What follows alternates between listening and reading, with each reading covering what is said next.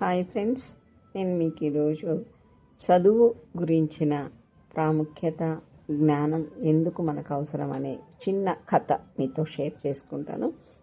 ఒక ఊర్లో ఒక బండలు కొట్టేవాడు ఉంటాడు.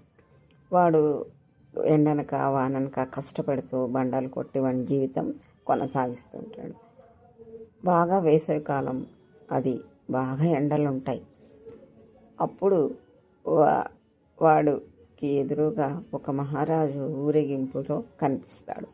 వాడు అనుకుంటాడు, అబ్బా, మహారాజుది ఎంత అదృష్టం, ఎంత బాగా మంది మార్బలంతో ఊరేగుతున్నాడు, నేను కూడా అలా ఉంటే బాగుండు అనుకుంటాడు.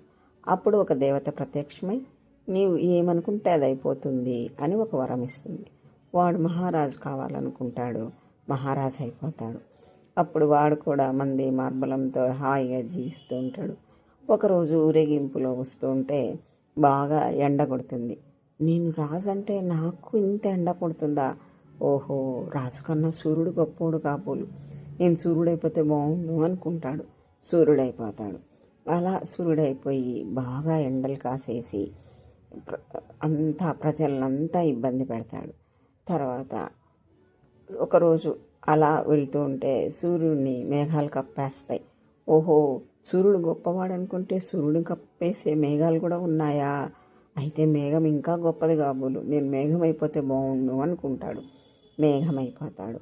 అప్పుడు వేసవికాలం తర్వాత వర్షాకాలం కదా, మేఘాలు అంతా నీరు ఉండి వర్షాలు బాగా కురిసి అందరూ ఇబ్బందులు పడతారు.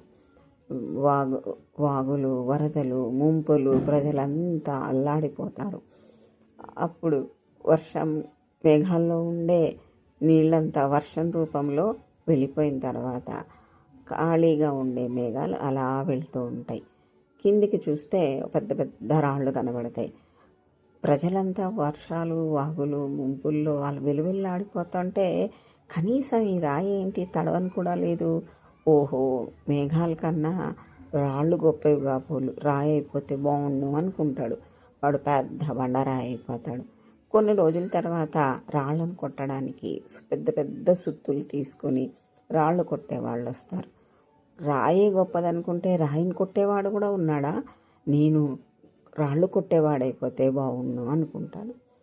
చూడండి, జ్ఞానం ఉంటే, ఆలోచన శక్తి ఉంటే ఇలా మళ్ళీ వాడు రాళ్ళు కొట్టేవాడిగానే తయారయ్యాడు. అంటే జ్ఞానం లేకపోతే ఎలా ఉండాలి, మనం ఎలా జీవించాలి అన్న అవగాహన కూడా మామూలుగా మనిషికి ఉండదు.